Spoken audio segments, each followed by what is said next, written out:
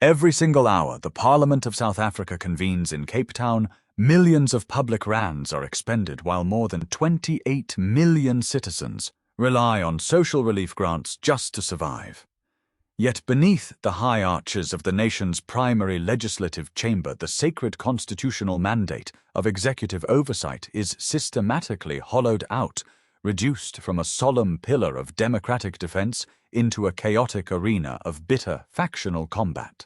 When the Speaker of the National Assembly faces a formal motion of no confidence for allegedly failing to defend the sovereign decisions of the legislature against legal challenges brought by the presidency, the institutional equilibrium of the state teeters on a knife edge.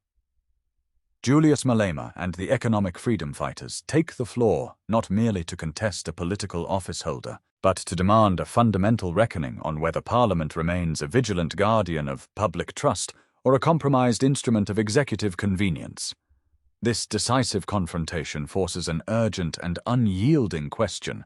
If power changes hands but not structure, has anything really changed? Stay with us. This is not merely an explosive parliamentary exchange, it is a defining moment for constitutional governance. If this deep analysis speaks to your demand for political clarity, support South African dynamics by subscribing, liking this broadcast, and joining our global community dedicated to democratic transparency. The 7th Parliament of South Africa was summoned into an extraordinary virtual plenary session to confront what should have been one of the most consequential constitutional debates since the dawn of the democratic era. At the epicenter of the order paper stood a formal motion of no confidence sponsored by the economic freedom fighters against the Speaker of the National Assembly. The legal premise put forward was both profound and technically uncompromising.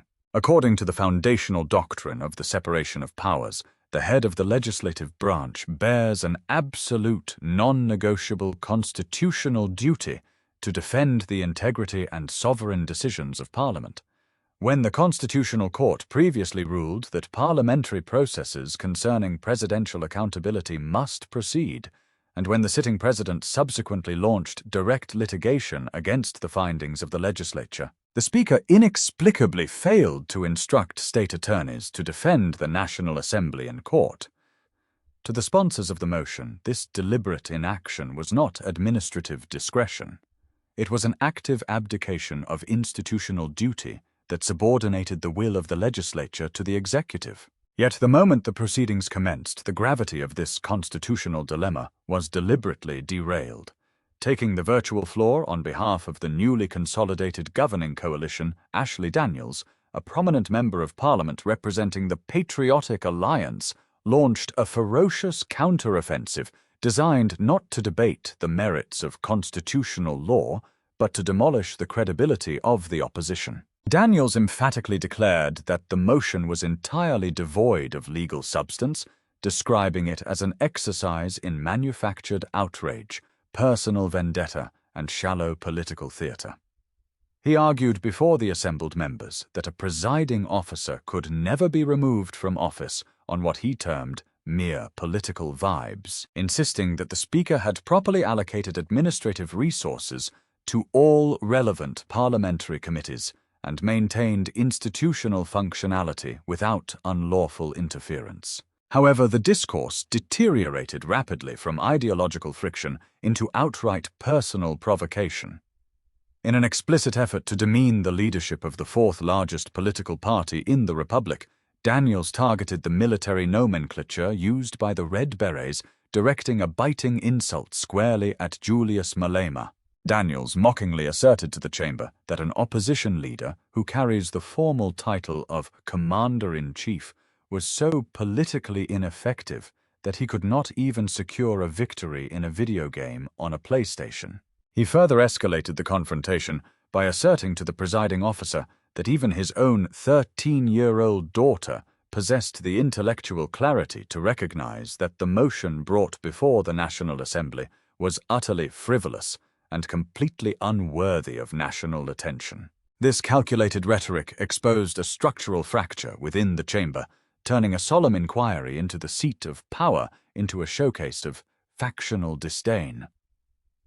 Here lay the fundamental tension between accountability and impunity, where institutional scrutiny was dismissed as trivial disruption by those seeking to protect the governing alliance. By reducing an urgent question regarding the constitutional defense of parliamentary sovereignty to playground taunts about children's entertainment, the debate illuminated how easily established procedures can be trivialized to shield the state apparatus from legitimate oversight. The National Assembly, conceived as the sacred forum of national representation, suddenly found its procedural decorum compromised by targeted personal animosity. Yet, as the echo of the PlayStation insult reverberated across the platform, the opposition benches erupted in fury, unleashing a relentless barrage of procedural objections that brought the entire plenary to an abrupt, chaotic standstill. The moment the disparaging remarks left the lips of Ashley Daniels, the virtual assembly fractured into unmitigated disorder. From every quarter of the opposition benches, microphones unmuted in rapid succession as points of order cascaded across the chamber. Natasha Ntlanguini and Leanne Mathis immediately challenged the authority of the presiding officer, asserting that personal derision had completely supplanted constitutional decorum. They argued vehemently that the commander-in-chief of the fourth largest political movement in South Africa was not subject to juvenile ridicule, demanding an immediate and unconditional retraction. For several fraught minutes, the deputy speaker struggled to assert procedural dominance, alternating between cautious appeals for restraint and stern warnings of technical muting. When Daniels was finally compelled to withdraw the specific reference to video games, the damage to the chamber's dignity had already been irrevocably done. Yet the procedural turmoil only escalated when cabinet ministers intervened to defend the executive flank. A government minister took the podium to accuse the opposition of frivolous time-wasting, seizing upon the sudden technical disappearance of Julius Malema from the digital platform, to claim that the sponsors of the motion were not even serious enough to remain present for their own debate. The accusation was met with instant outrage. Reconnecting through the digital portal amidst technical interference, Malema lashed out against what he characterized as childish political opportunism, reminding the House that digital disenfranchisement should never be weaponized by ministers to avoid rigorous scrutiny. The debate had completely ceased to be a conventional parliamentary exchange. It had devolved into an open institutional brawl. When Julius Malema was finally allocated his remaining 4 minutes to conclude the debate, he immediately refocused the argument upon the substantive core of the constitutional crisis before delivering a devastating counterstrike.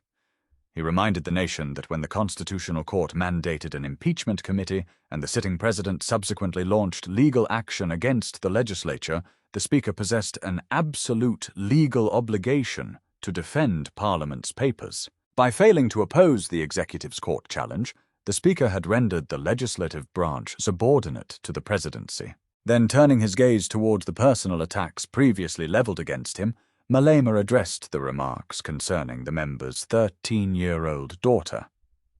With sharp rhetorical precision, he stated that, while he was delighted by the brilliance of any young girl who demonstrated sharp intellect, he was deeply concerned when children were raised under questionable parental stewardship without protection from the scourge of illicit narcotics. The reaction was immediate and incendiary. Visibly shaken, Ashley Daniels rose on an impassioned point of order, accusing Malema of casting grave personal aspersions upon his character and integrity. Pushing the confrontation to unprecedented theatrical heights, Daniels issued an immediate challenge directly across the parliamentary floor. He demanded that both he and Julius Malema submit themselves to a live, transparent, and public drug test so the entire nation could see the truth. The demand for a public drug test transformed a solemn constitutional hearing into a spectacle of sensationalist confrontation.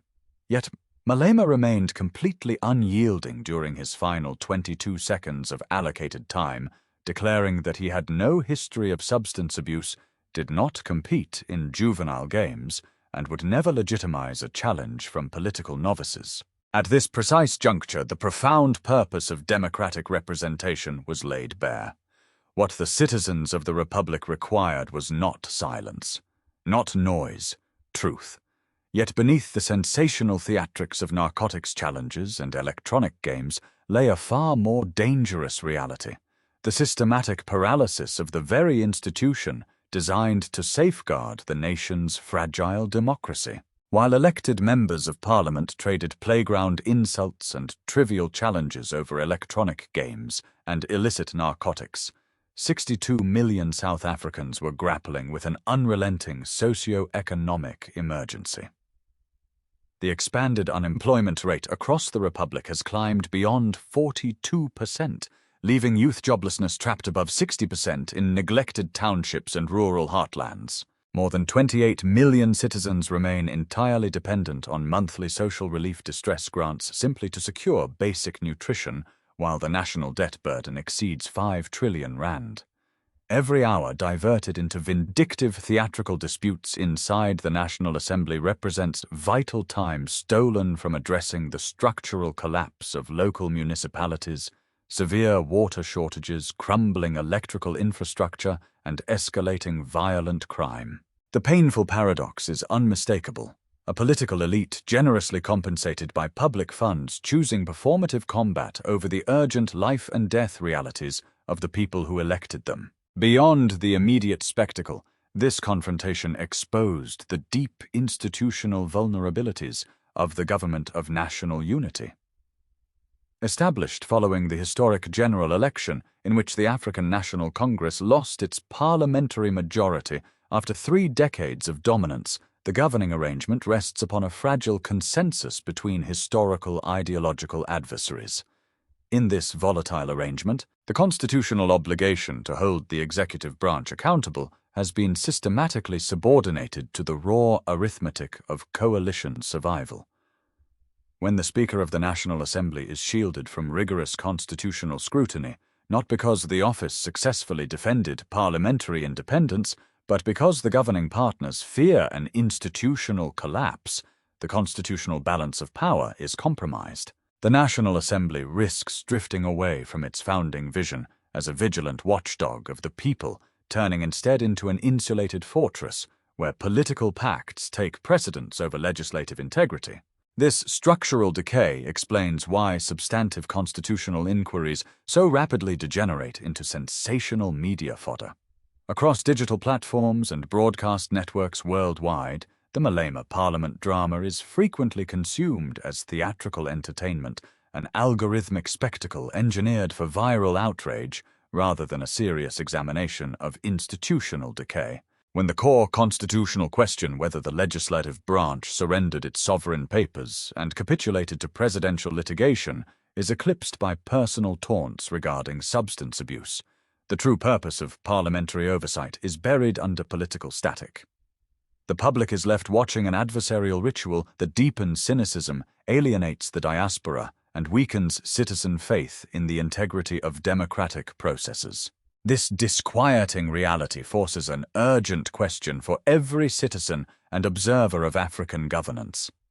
Does the persistent spectacle of personal warfare in Parliament represent the vitality of a fearless democracy, or does it signal the dangerous decline of constitutional responsibility? Take a moment to pause and share in the comments section below where you are following this broadcast from, whether you are tuning in from across the African continent, the United States, the Caribbean, Europe, or anywhere throughout the global diaspora. South African Dynamics extends our deepest gratitude to every single viewer for your thoughtful engagement, and we send our most sincere wishes for strength, dignity, and unwavering clarity on the road ahead. Yet the profound repercussions of this legislative paralysis reach far beyond domestic politics. As foreign capitals' international rating agencies and diplomatic corridors in Washington closely monitor the fracturing foundations of the Republic, the global standing of South Africa's constitutional democracy faces a decisive test. In the diplomatic corridors of Washington, London, and Brussels, the internal convulsions of the South Africa Parliament are observed with mounting institutional apprehension. For decades, South Africa has presented itself as the preeminent constitutional standard-bearer on the African continent, a regional hegemon whose legal architecture was deemed robust enough to withstand acute political turbulence. Yet, foreign policy analysts and international credit rating agencies increasingly view the ongoing Julius Malema clash with governing coalition representatives not as an isolated spectacle, but as a direct symptom of a deeply fractured state apparatus. When the primary chamber of democratic representation allows foundational constitutional motions to degenerate into bitter squabbles over personal conduct, foreign investors and international partners begin to question the long-term predictability of South African policymaking. The African Union and regional diplomatic bodies observe these fractures with acute awareness that institutional instability at the continental economic powerhouse invariably ripples across the entire southern African region. For the international community and the extensive African diaspora across North America, the Julius Malema Parliament debate serves as a vital barometer of the Republic's democratic maturity. Where Western media commentary often reduces these high-stakes legislative confrontations to sensational soundbites, serious analytical observers recognize a profound struggle over the structural future of post-apartheid governance. However, when global headlines seize upon the surreal spectacle of a Malema drug test broadcast across international networks, the solemn mandate of parliamentary oversight is trivialized on the world stage. Instead of engaging with South Africa's complex constitutional jurisprudence, global financial markets perceive an erratic legislative environment where factional warfare threatens policy execution, fiscal consolidation, and judicial independence. The strategic non-alignment and diplomatic stature that Pretoria commands on premier multilateral platforms become increasingly difficult to sustain when domestic institutions appear consumed by internal friction. This widening gap between South Africa's sovereign ambitions and its parliamentary reality presents an alarming trajectory for constitutional democracy across the global South. When the global community watches the guardians of the Constitution exhaust their energies on personal recrimination rather than systemic reform, international confidence inevitably wanes. Yet, as the world looks on with growing unease, the ultimate question remains whether South Africa's democratic framework can withstand this internal erosion, or whether the road ahead will demand a fundamental reconstruction of governance. The unyielding confrontation witnessed on the floor of the National Assembly leaves the South African Republic standing at an unprecedented historical crossroads. As the complex arrangements of coalition governance continue to reshape the domestic political landscape, the legislative branch faces a decisive choice between constitutional renewal and structural decay. If Parliament is to recover its moral authority, elected representatives must abandon performative spectacles and urgently realign their focus with the sovereign mandate entrusted to them by the electorate. The survival of constitutional democracy cannot depend upon backroom political compromises that sacrifice rigorous oversight to ensure executive stability. True democratic resilience requires that legislative independence is fiercely preserved, ensuring that no executive officeholder, regardless of political stature or party affiliation, is ever shielded from legitimate legal scrutiny. When the fundamental mechanism of constitutional oversight is allowed to retreat into the shadow of executive influence, the historic promise of liberation is severely compromised. In this critical juncture, the nation confronts the perpetual struggle between justice and power. For decades, millions of ordinary citizens have looked toward Parliament as a sacred sanctuary of democratic accountability and collective dignity. Rebuilding this institutional trust will require far more than administrative cosmetic adjustments or defensive declarations from coalition partners. What the historical moment demands is not reform, not rhetoric, accountability. Unless the National Assembly reclaims its constitutional voice to vigorously defend its own resolutions in the highest courts of the land, the separation of powers will remain a theoretical ideal rather than an operational reality. The path forward demands that all political movements from the governing benches to the vocal ranks of the economic freedom fighters recognize that democratic institutions are far larger than individual personalities or party loyalties.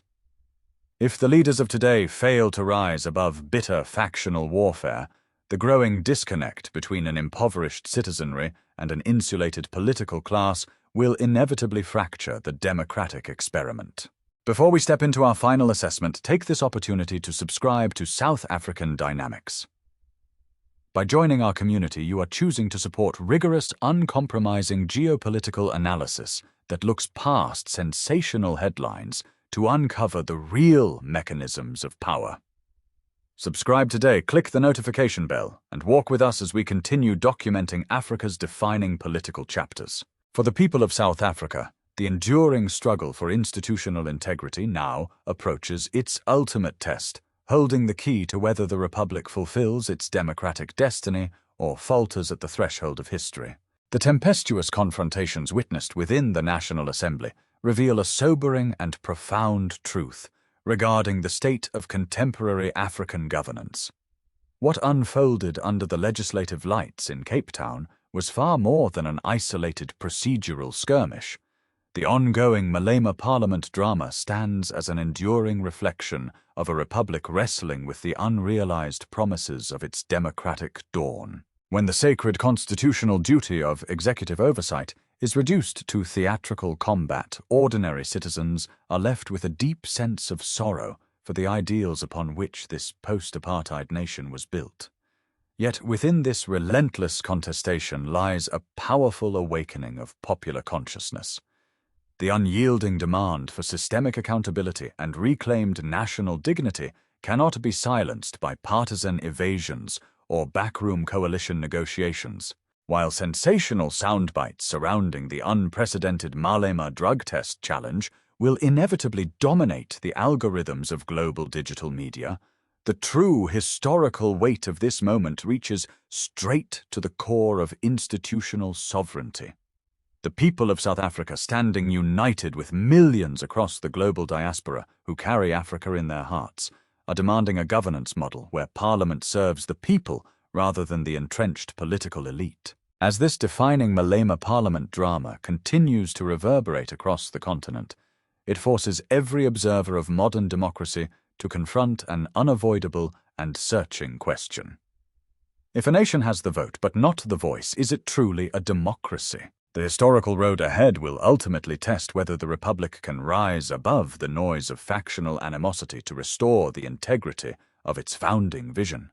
History will not judge the leaders of South Africa by the volume of their parliamentary rhetoric, but by their willingness to uphold the law, dismantle impunity, and secure true institutional justice for every citizen.